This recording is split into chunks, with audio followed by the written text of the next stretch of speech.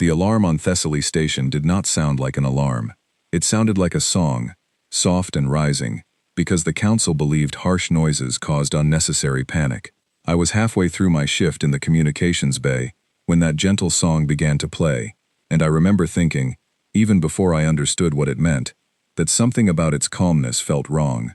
A few seconds later, my console filled with red text, and the gentle melody kept playing underneath it like a lullaby sung over a grave.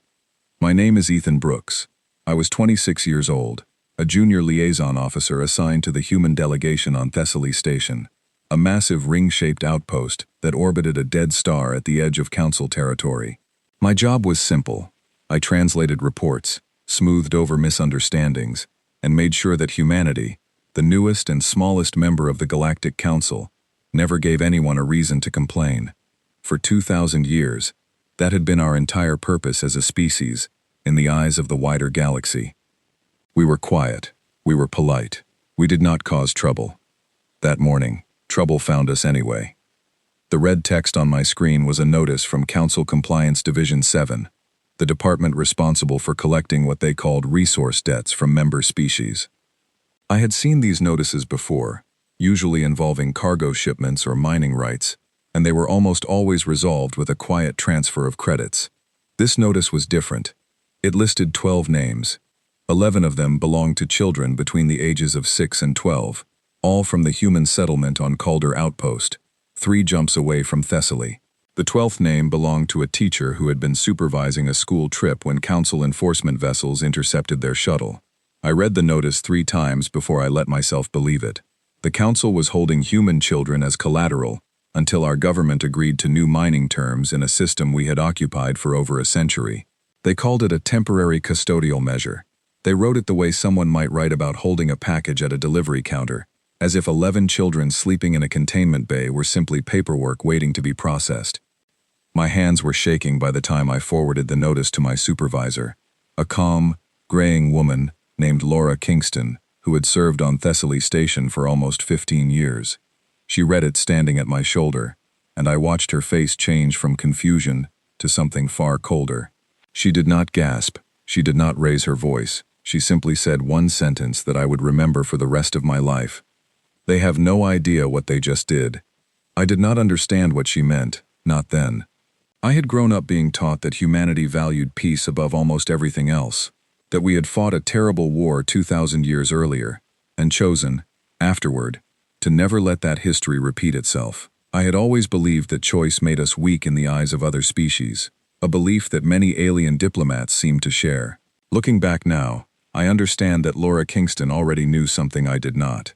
She knew that peace, for humanity, had never been weakness. It had been a decision, made once, by people who understood exactly what the alternative looked like. I tried to focus on my job. I drafted a formal request for clarification, the kind of careful, neutral language the council expected from us. Laura read it over my shoulder and shook her head slowly. "Send it if you want," she said, "but it will not matter. The decision has already left this station." I asked her what she meant. She told me to watch the orbital feed. I pulled up the external sensor display, the one that showed the slow, ordinary traffic of cargo haulers and diplomatic shuttles around Thessaly Station. Nothing seemed unusual at first. Then I noticed something in the upper corner of the display, a single new contact that had appeared without any registered flight plan. It was small, distant, and motionless, simply sitting at the edge of sensor range as if it had always been there. I asked the system to identify it. The response came back blank. No designation, no registered owner, no transponder signal at all, which should have been impossible for any vessel allowed within council space. I remember feeling a strange chill at the back of my neck, the kind you feel when you sense you are being watched but cannot see by whom. Laura looked at the contact for a long moment, then quietly closed the display. "That is not for us to worry about," she said. "Finish your report." I tried. I truly did. But it is difficult to focus on diplomatic phrasing when 11 children from your own species are sitting in a containment bay somewhere because a council of alien bureaucrats decided their freedom was worth less than a mining contract. I kept thinking about Calder Outpost, a small farming settlement I had visited twice as a teenager, where the air smelled like wheat and the children ran barefoot through irrigation canals during the warm season. I tried to imagine one of those same children sitting in a metal room somewhere, frightened, waiting for adults to fix a mistake that was never theirs to begin with. By midday, the station was buzzing with quiet, nervous conversation. Word had spread fast, the way it always does, even through official channels that try to control it. Alien colleagues I had worked beside for years began giving me strange looks, somewhere between curiosity and unease, as if they were trying to read something on my face that I did not even know was there. A Velkari trade officer named Doran, a tall, gray-skinned being I had known since my first month on the station, approached my desk during the afternoon recess. Doran had always been friendly toward me, occasionally sharing stories about his own homeworld, and I considered him something close to a friend, despite our obvious differences. He sat across from me without asking and folded his long hands together. "Is it true," he asked quietly, "that the Council has taken human children?" I told him it was true. He was silent for a moment, his pale eyes studying me carefully. "I do not understand your species," he said finally. "You never raise your voice. You never threaten. For 2,000 years, you have let smaller insults slide without response. I always believed that meant you had no teeth left." I asked him what he meant by that. He leaned forward slightly, lowering his voice even further. "My grandfather served during the early years of the treaty," he said. "He told me once that the old generals from your war negotiations refused to discuss numbers, casualties, losses, anything like that. They would speak about treaties and trade and travel corridors, but the moment anyone asked about the war itself, they would simply change the subject. My grandfather believed that silence was not modesty. He believed it was restraint. I did not know what to say to that. I had been taught the same history every human child learns, a simplified, distant version of events that emphasized the peace that followed, rather than the conflict that came before it. We were taught that humanity made a choice, 2,000 years ago, to walk away from war forever. We were taught that the choice made us better than the species that continued fighting among themselves. We were never taught very much about what made that choice necessary in the first place. Doran studied my face a moment longer, then stood and adjusted his uniform. "I hope, for everyone's sake," he said, "that the Council releases those children quickly." He left without explaining what he meant by everyone, and I sat at my desk turning his words over for the rest of the afternoon, unable to shake the feeling that something enormous was moving just beyond my ability to see it, like a shadow crossing beneath calm water. By evening, official statements had begun arriving from Human Command, the central administrative body that represented our species at the highest levels of Council government. The statements were short, formal, and almost eerily calm. They acknowledged the situation. They confirmed that human representatives were in contact with Council leadership. They promised updates as information became available. There was no anger in the language, no urgency, nothing that suggested the kind of panic I felt building in my own chest with every passing hour. I asked Laura why our leadership sounded so calm when 11 children were being held against their will. She looked at me for a long moment before answering, and something in her expression made me feel, for the first time, genuinely uncertain about what I thought I understood regarding my own people. "Calm and inactive are not the same thing, Ethan," she said. "Our leadership has never needed to shout to be heard. They simply needed 2,000 years of practice convincing everyone, including ourselves, that we had forgotten how to act otherwise." That night, I could not sleep. I kept returning to my console, refreshing the orbital sensor feed, watching that unidentified contact sitting silently at the edge of Thessaly Station's range. It had not moved. It had not transmitted. It simply waited, like a held breath, like something patient and enormous, deciding exactly when it was time to exhale. I did not know it then, but that single, silent contact was only the very first thread in a pattern that would soon unravel across the entire region, a pattern built from a piece that had lasted 2,000 years, and was now, quietly and without a single raised voice, coming to an end. Somewhere far beyond Thessaly Station, in systems I had never visited, and corridors of space I had only seen marked on charts, other contacts like that one were already beginning to appear, each as silent and unannounced as the last. None of them identified themselves. None of them needed to. Everyone who saw them somehow understood exactly what they were looking at, the way a person understands the shape of a storm cloud on the horizon, even before the first drop of rain falls. I closed my console that night without finishing my report. For the first time since joining the diplomatic service, I found myself wondering whether the peace I had spent my entire life believing in was really peace at all, or whether it had simply been a long, patient pause, waiting for someone, somewhere, to finally give it a reason to end. I would not have to wait long to find out. 3 days passed before I learned the truth that turned this entire crisis from a distant, abstract tragedy into something personal enough to keep me awake every night that followed.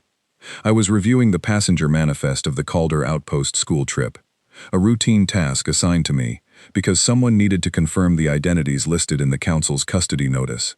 I scrolled through the names slowly, recognizing none of them at first, until I reached the 8th entry on the list. Maya Brooks, age 9. I stared at the screen for a long time before I understood what I was looking at. My older brother Daniel had a daughter named Maya. I had not seen her in almost 2 years, not since my last visit home before accepting my posting on Thessaly Station, but I remembered her clearly. A small, serious girl, with a habit of asking too many questions and an obsession with collecting rocks she believed had unusual shapes. I remembered her laughing at something I said during a family dinner, her front tooth missing, her eyes bright with the kind of curiosity that made the entire room feel lighter. My niece was one of the 11 children being held by the council. I do not remember standing up from my desk. I do not remember walking to the small private office Laura kept near the communications bay. I only remember finding myself there, my voice shaking as I told her what I had discovered, and I remember her expression shifting from sympathy into something far more focused, almost calculating, as though she had been waiting for exactly this kind of moment to arrive. She closed the door behind me. "Sit down, Ethan," she said. I told her I could not sit down, that I needed to do something, contact someone, demand answers, anything that might bring Maya home faster. Laura let me speak until I ran out of words. Then she sat across from me and folded her hands together in a manner that reminded me, strangely, of Doran 2 days earlier. "There is something you need to understand about our history," she said quietly. "Something most of us are never taught in the simplified version of events given to school children. I am only telling you this now because I believe you deserve to understand what is coming, and because keeping you blind to it will not protect Maya any faster than knowledge will." She told me to listen carefully and not interrupt, and I agreed, though my mind kept drifting back to Maya's small, serious face every few seconds, no matter how hard I tried to focus. 2,000 years ago, Laura began, humanity fought a war that very few species in this galaxy fully understand, because almost none of the records describing it were ever shared outside our own government archives. It began as a conflict among ourselves, a struggle between competing factions of our own civilization that escalated far beyond anyone's original intention. By the time it ended, every habitable world humanity controlled had been touched by it in some way. Entire cities were lost. Entire bloodlines ended. The people who survived that war did not survive it whole. I asked her how that connected to the council. She held up a hand, asking for patience. When the conflict finally ended, she continued, the surviving leadership of humanity made a decision that shaped everything that came afterward. They agreed, almost unanimously, that humanity could never again allow itself to fight a war of that scale, not against itself, and not against anyone else. But they did not believe that peace could be maintained through good intentions alone. They believed peace needed to be built upon something stronger, something that could not be argued away by future generations who had not lived through the consequences of war the way they had. So they built a structure, Laura said, a framework of restraint written into our laws, our education systems, our entire diplomatic culture, designed specifically to prevent humanity from ever escalating a conflict again, unless every other option had been completely exhausted. They taught their children to value patience above pride, cooperation above confrontation, and quiet diplomacy above public displays of strength. They taught us, generation after generation, that peace was not a sign of weakness, but a discipline, one that required constant practice and constant choice. I asked her why none of this was taught in schools the way she was telling it to me now. Because the discipline only works, she said, if most people genuinely believe it reflects who we are, rather than something we are actively restraining ourselves from becoming. A muscle held in constant tension eventually forgets it was ever capable of relaxing. The architects of our peace understood that humanity needed to believe, completely and sincerely, that gentleness was simply our nature. Otherwise, the restraint itself would feel false, performative, something easily abandoned the moment it became inconvenient. I sat with that for a long moment, trying to reconcile the picture forming in my mind with everything I had believed about my own people for 26 years. But there are limits, Laura continued, her voice growing quieter and more careful. The framework that has kept humanity peaceful for 2,000 years was never built on the assumption that nothing could ever break it. It was built with very specific conditions, agreed upon by every government that has held power since the founding of the treaty, conditions that define exactly what circumstances would justify setting the restraint aside. I asked her what those conditions were. She looked at me steadily, and something in her eyes told me she had been holding this answer back until the exact right moment. The deliberate harm of human children, she said, is one of them. The room felt very quiet after she said that. I thought about the orbital sensor contact I had seen 2 nights earlier, silent and unidentified at the edge of Thessaly Station's range, and I felt a strange, cold certainty settle into my chest, the kind of certainty that arrives before your mind has fully processed why. I asked her what that meant for Maya, for the other 10 children, for the situation unfolding around us. It means, Laura said slowly, that the Council has done something far more dangerous than they realize. They believe they are negotiating with a species that has spent 2,000 years proving it does not respond to provocation. They are treating this the same way they have treated dozens of smaller, weaker species over the centuries, holding hostages as leverage because they know those species cannot retaliate without inviting destruction upon themselves. They have made the mistake of assuming our restraint comes from inability. I asked her what would happen now. She was quiet for a long moment before answering. I do not know the exact details, she admitted. Very few people outside the highest levels of human command understand the full scope of what we held back during the centuries of restraint. But I know the framework, Ethan. I know what triggers its release, and I know that whatever is coming will not look like negotiation. That conversation stayed with me through the rest of that day and deep into the night that followed. I tried calling my brother Daniel through every secure channel available to diplomatic staff, desperate for any update on Maya's condition, but every line returned the same automated response, informing me that communications with Calder Outpost had been temporarily restricted by Council enforcement authorities, pending the resolution of ongoing negotiations. I spent that night sitting alone in my small quarters, staring at an old photograph stored on my personal device, a picture taken 2 years earlier during my final visit home. Maya stood between Daniel and their mother, holding up a small gray stone she insisted looked like a turtle if you squinted hard enough. I remembered laughing at her certainty, the way only a 9-year-old can be completely convinced of something utterly ordinary, becoming extraordinary through sheer force of belief. I wondered if she was frightened. I wondered if anyone had told her why she was being held, or whether she simply understood, in the quiet and confused way children often do, that something had gone terribly wrong, and the adults around her seemed unable to fix it quickly. The following morning, the station's atmosphere had shifted noticeably.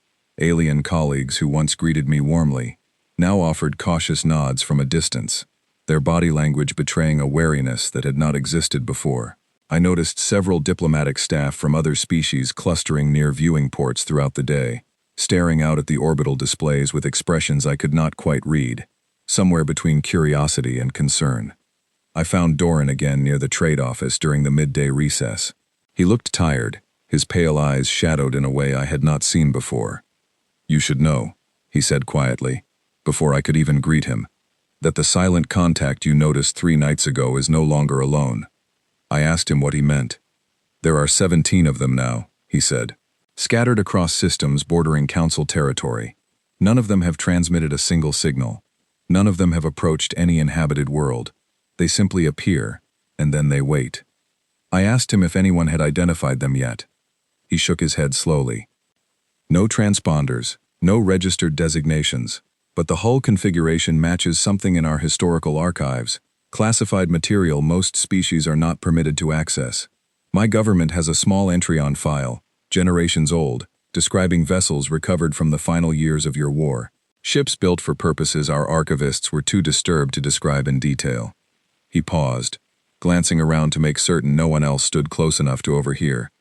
"My grandfather used to say something about your species that I never fully understood until now," he continued. "He said humanity did not lose its capacity for war when the treaty was signed. He said you simply put it somewhere very deep, somewhere quiet, and trusted yourselves never to need it again." I asked him if he believed that capacity was returning now.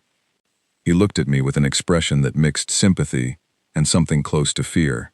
"I believe," he said carefully, "that you are about to learn the difference between a species that has forgotten how to fight and a species that has simply chosen, for 2,000 years, not to." That evening, official word finally arrived through human command channels, the first substantial update since the crisis began. The message was brief, formally worded, and devastatingly calm in its phrasing. It confirmed that diplomatic efforts to secure the release of the 11 children and their teacher had been exhausted without success.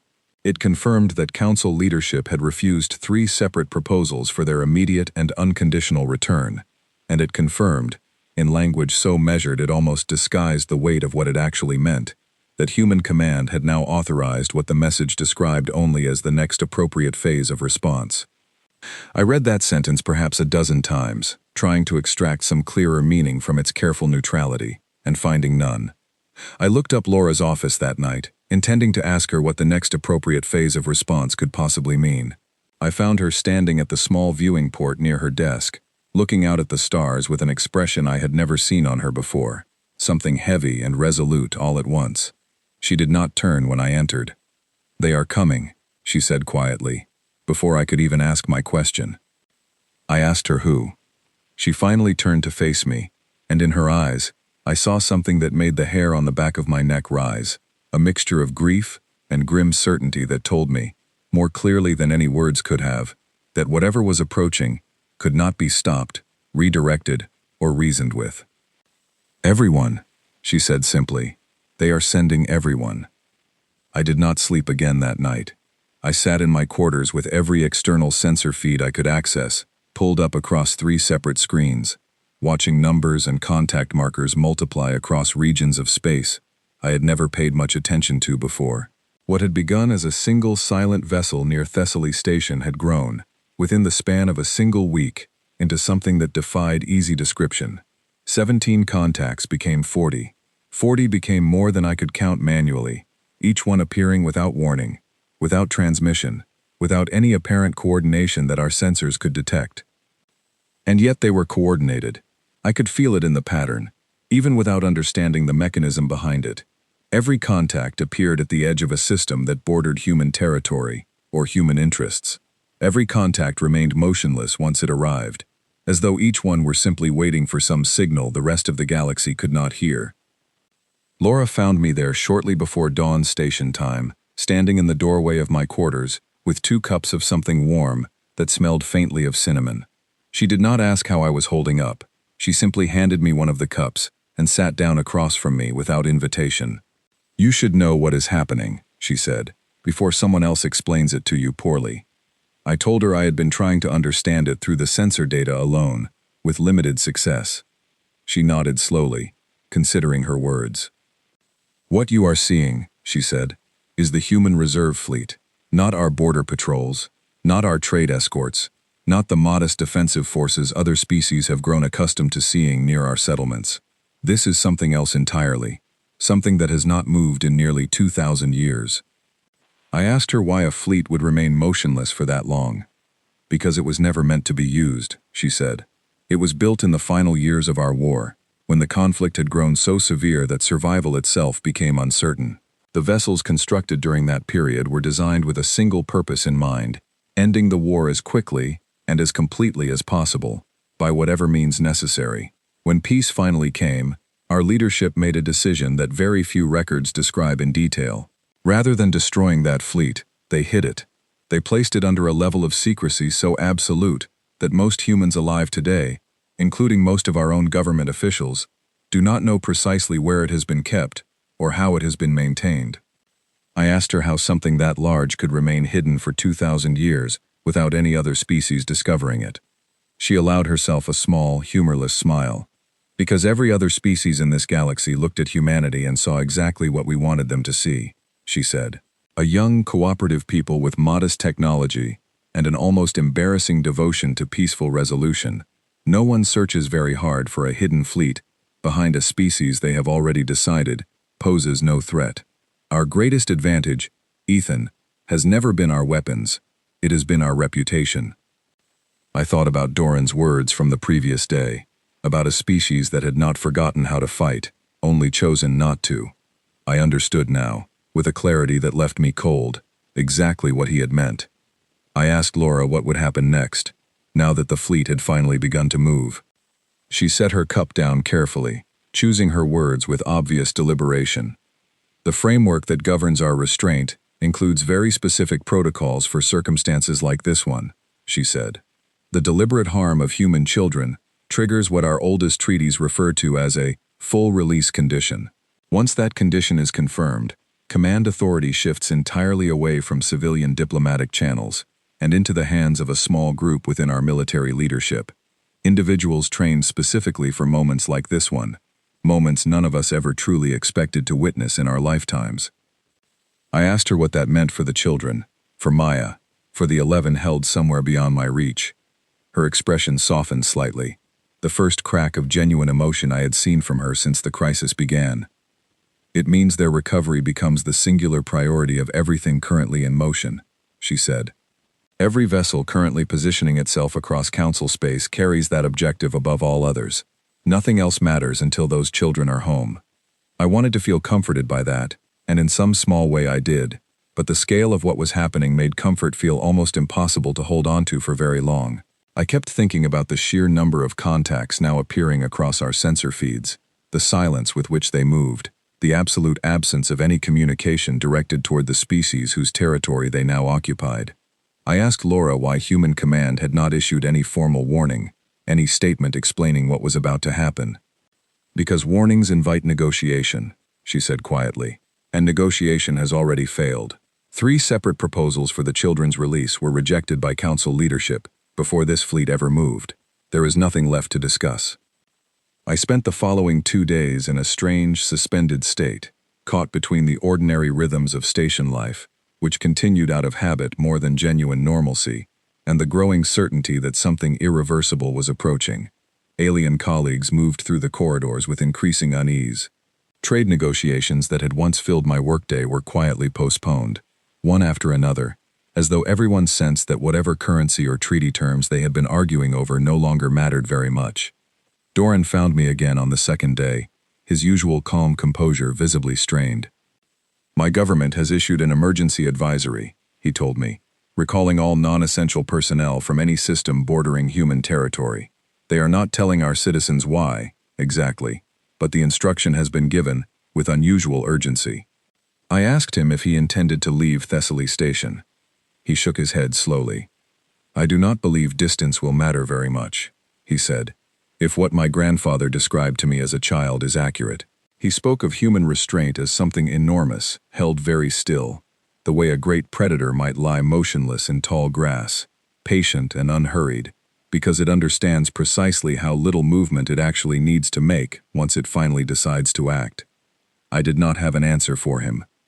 I simply stood beside him at the viewing port, watching the slow, silent accumulation of vessels gathering at the edges of our sensor range, and wondered, for the first time, whether the species I had spent my entire life believing to be gentle by nature had simply been waiting, with extraordinary patience, for a reason it could finally allow itself to stop waiting.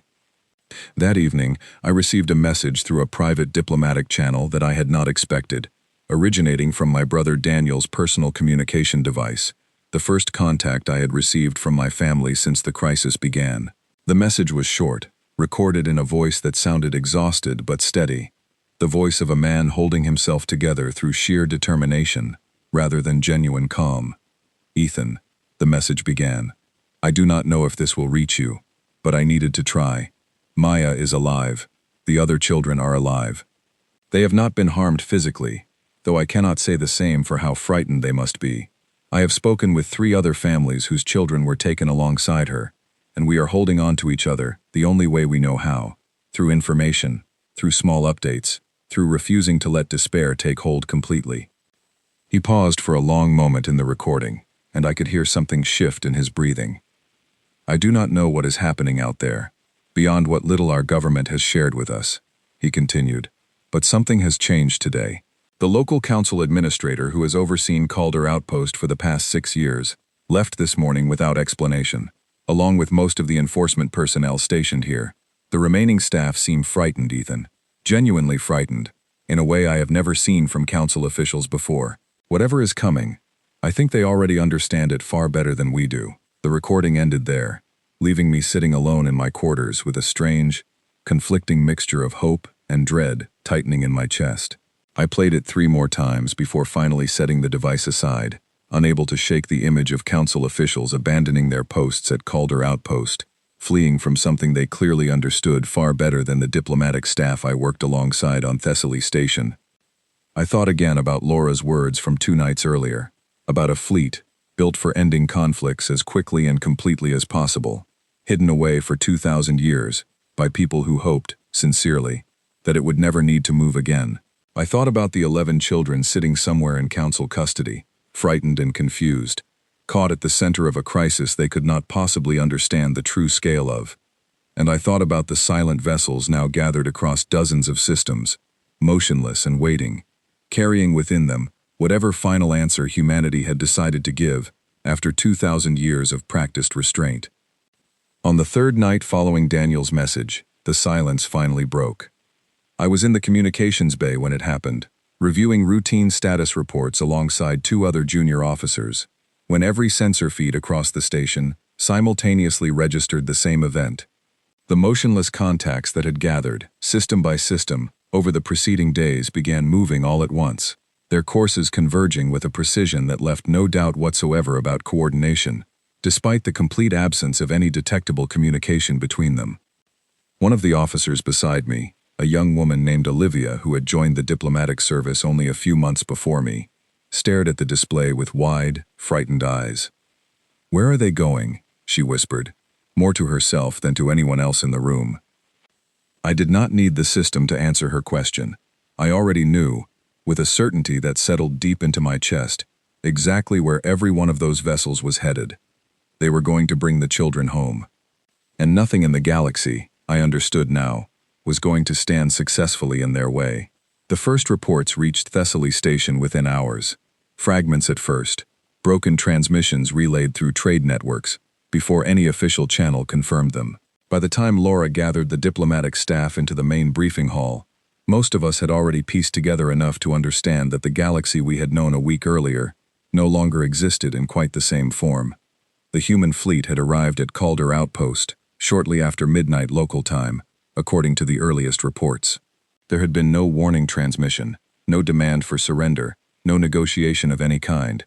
Witnesses described enormous vessels simply appearing in orbit, their hulls dark and unmarked, moving with a silence that several observers found more unsettling than any display of weaponry could have been. What followed, according to every account that reached us, was not destruction. It was retrieval.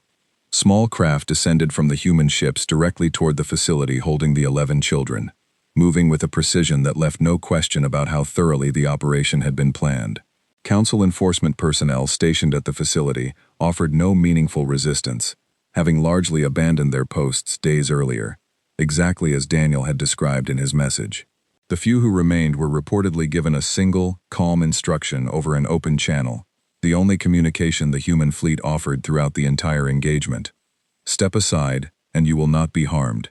Every account I read described the same outcome. The remaining personnel stepped aside. The children were recovered within minutes, carried gently from the containment facility by human soldiers who, according to multiple witnesses, knelt to speak quietly with each child before lifting them into protective transport pods, offering reassurance in voices too soft for distant recording equipment to capture clearly. I read those accounts standing beside Laura in the briefing hall, my hands trembling around the datapad I held, searching desperately for Maya's name among the list of recovered children. I found it on the 3rd pass, listed simply as recovered, condition stable, reunification with family pending transport clearance. I do not remember exactly what sound I made when I read those words, but I remember Laura's hand settling gently on my shoulder, steadying me without comment, allowing me the moment I needed before continuing to read. The operation at Calder Outpost, it became clear, was only the first of many occurring almost simultaneously across human territory and the surrounding border regions. Reports continued arriving throughout that night and into the following day, describing similar patterns repeating across multiple systems. Council facilities that had, over the preceding months, grown accustomed to operating with minimal accountability suddenly found themselves visited by silent human vessels, each carrying the same calm, unmistakable message: step aside, and you will not be harmed. What struck me most, reading account after account that day, was the consistency of the restraint shown throughout every single engagement. No council vessel was destroyed, no enforcement personnel were harmed, even those who initially attempted to resist before quickly reconsidering once the scale of the human response became apparent. The fleet that had remained hidden and motionless for 2,000 years moved with a discipline that felt almost impossibly precise, as though every action had been rehearsed countless times, despite having never actually been performed. Doran found me late that afternoon, standing alone at the same viewing port where we had spoken so often over the preceding week. He did not say anything at first, simply standing beside me, watching the same orbital displays I had been monitoring for hours. "My government has issued a formal statement," he finally said, his voice quieter than I had ever heard it. "They are calling for an emergency session of the full council assembly." I asked him what the statement said. He hesitated before answering. "Says very little, honestly," he admitted. "Mostly procedural language, calls for calm, requests for clarification regarding the scope of human military action. But underneath all of that, Ethan, I think every species represented in that assembly is asking the same question privately, even if none of them are willing to ask it publicly yet." I asked him what question that was.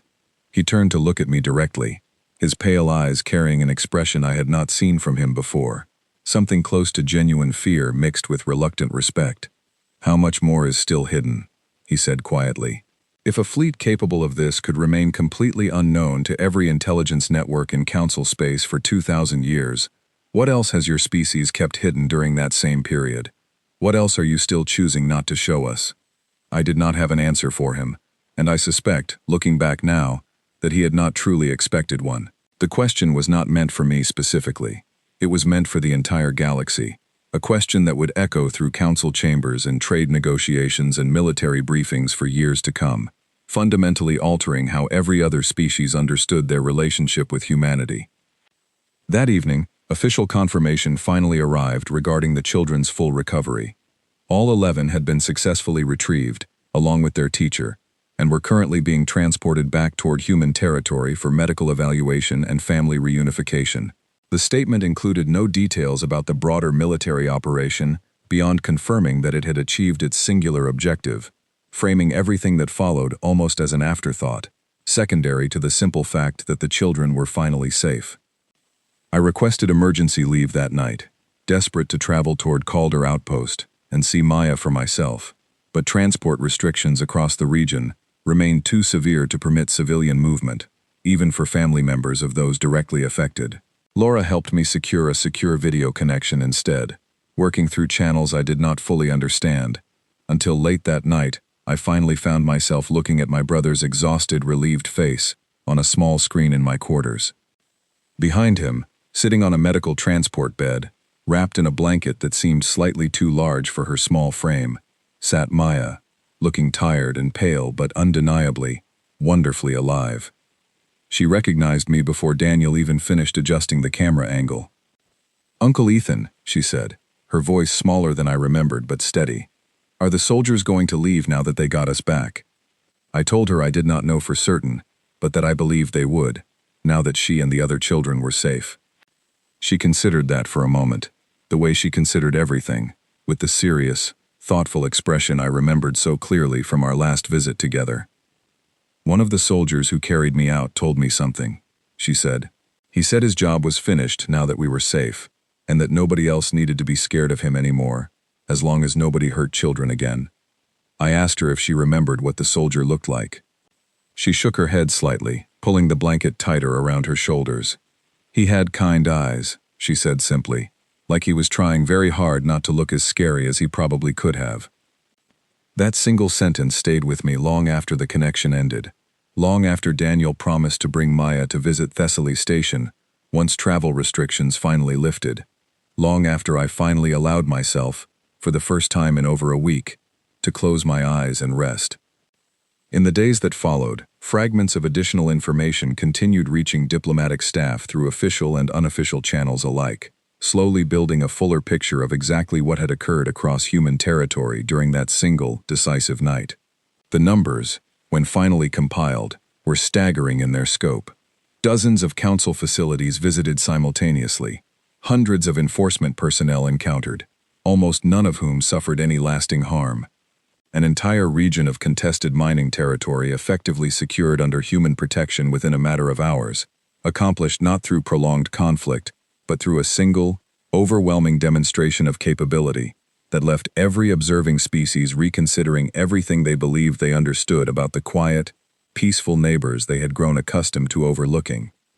Laura summarized it best, I think, during a quiet conversation we shared a few days later, once the immediate crisis had finally begun settling into something resembling an uneasy new normal. "They mistook our patience for our limit," she said, staring out at the same stars she had been watching the night this entire situation began. "They never understood that the two are not the same thing at all." I asked her what she believed would happen next, now that the children were safely home, and the fleet had completed its singular objective. She considered the question for a long moment before answering, choosing her words with the same careful precision she always used when discussing matters this significant. "I believe," she said slowly, "that every species in this galaxy is about to learn a lesson humanity has understood about itself for 2,000 years, whether they choose to accept that lesson gracefully or not. Gentleness, when it is genuinely chosen, rather than forced upon you by circumstance, can coexist alongside capabilities so vast that revealing it even once changes everything that follows." I thought about Maya's words from our video call, about a soldier with kind eyes who had tried very hard not to look as frightening as he probably could have, and I understood, perhaps for the first time, exactly what 2,000 years of restraint had actually been protecting all along. It had never simply been protecting the galaxy from humanity's capacity for conflict. It had been protecting humanity itself, preserving something gentle and deliberate at the core of who we chose to be, even while holding, quietly and patiently, the absolute certainty that gentleness was a choice we remained free to set aside the moment anyone gave us a reason significant enough to justify it. The Council, it seemed, had finally given us that reason. And the entire galaxy, whether it understood the full implications yet or not, would spend the coming years adjusting to exactly what that meant. The weeks that followed the recovery of the children brought changes to Thessaly Station that none of us could have fully anticipated, even after everything we had already witnessed.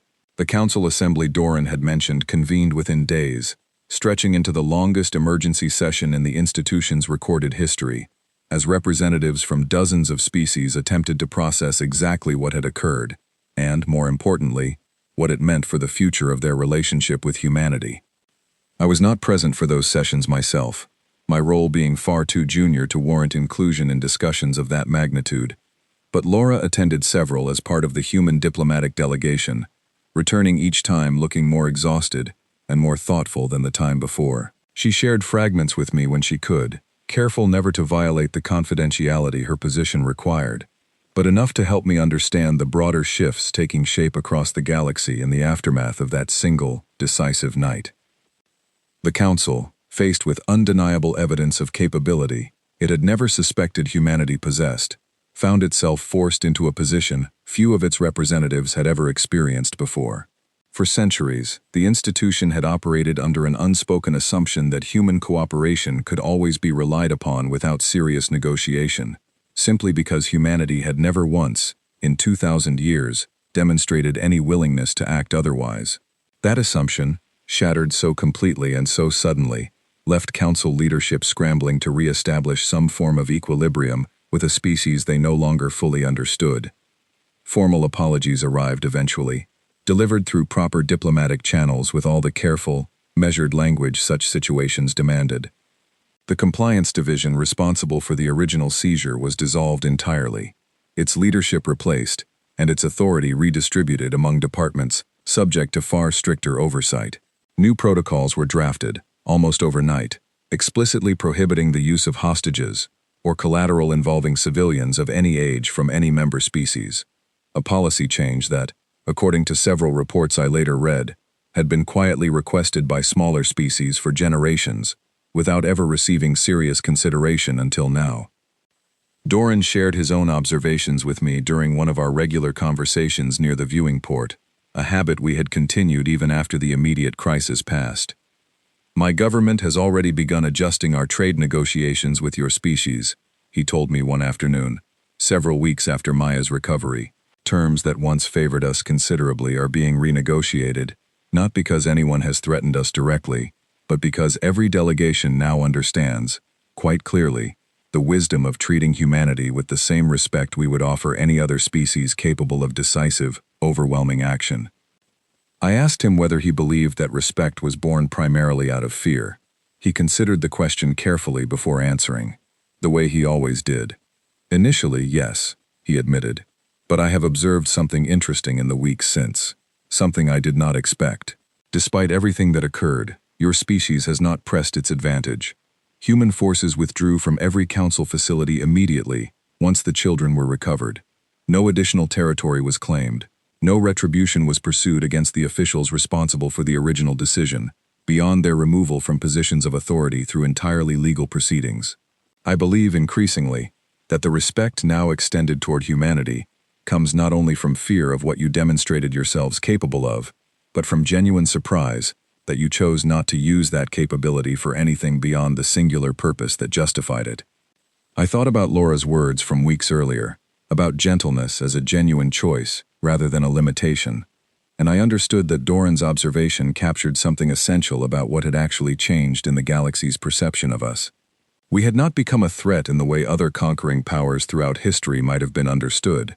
We had become something more complicated, more difficult to categorize, a species that possessed overwhelming capability and had nonetheless chosen, deliberately and consistently, to set it aside the moment its singular justified purpose had been fulfilled.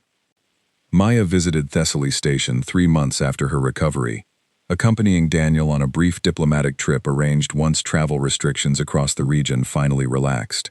I met them at the station's primary docking bay, and the moment Maya spotted me through the crowd of arriving passengers, she ran the remaining distance between us, nearly knocking me backward with the force of her embrace.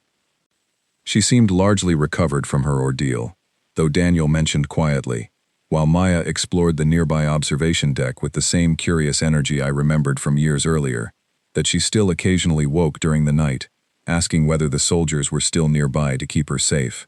He told me the family had been working with counselors specializing in childhood trauma, and that progress, while slow, remained steady and encouraging.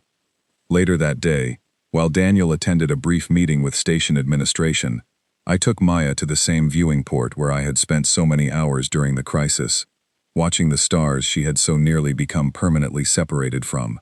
She studied the view for a long moment, her small hand pressed against the transparent barrier, before turning to look at me with an expression far more serious than her age typically allowed. "Uncle Ethan," she said, "do you think the soldiers will have to come back again someday?" I told her I hoped not, but that I honestly did not know.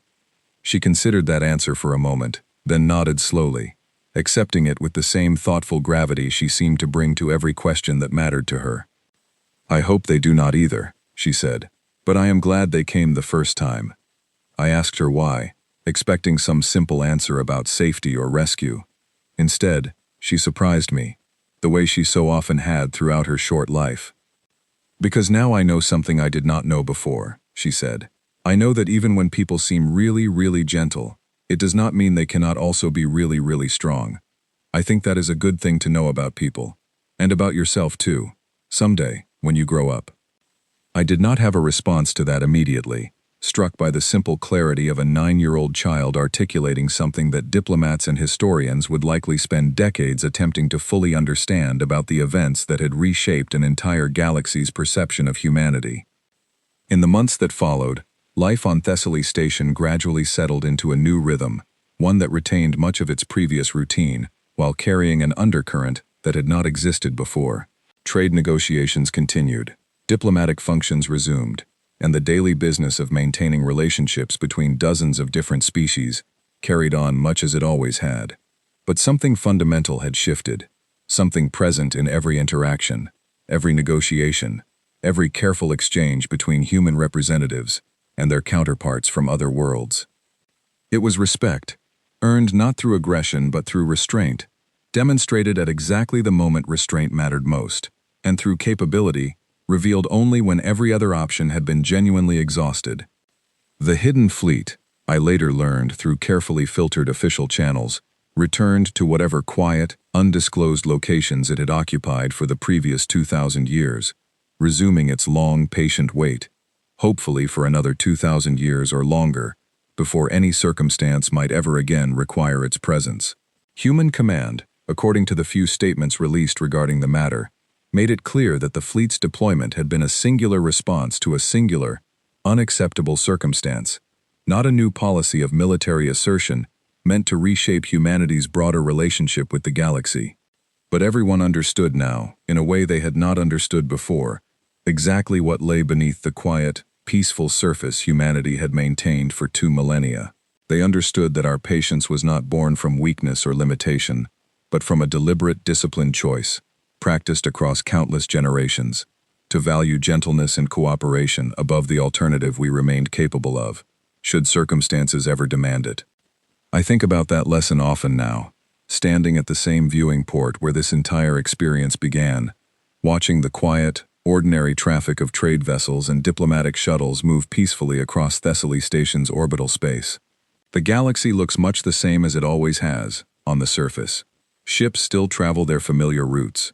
Negotiations still unfold across familiar tables. The daily rhythm of life among the stars continues largely unchanged. But underneath that surface, something has shifted permanently, an understanding now shared by every species that witnessed, directly or indirectly, exactly what happened when the Council made the catastrophic mistake of testing the limits of a peace that had never once been weakness to begin with. Humanity remains gentle by choice. We remain patient by discipline. We remain, as we always have, dedicated to cooperation and peaceful resolution above almost every other consideration. But every species in this galaxy now understands, with absolute clarity, exactly what waits quietly beneath that gentleness, should anyone ever again make the mistake of believing it could be tested without consequence. Maya was right. In the simple, clear way, only a child can sometimes manage to be right about things adults spend years overcomplicating. Gentleness and strength were never opposites. They had simply been waiting, patiently, for the rest of the galaxy to finally understand the difference.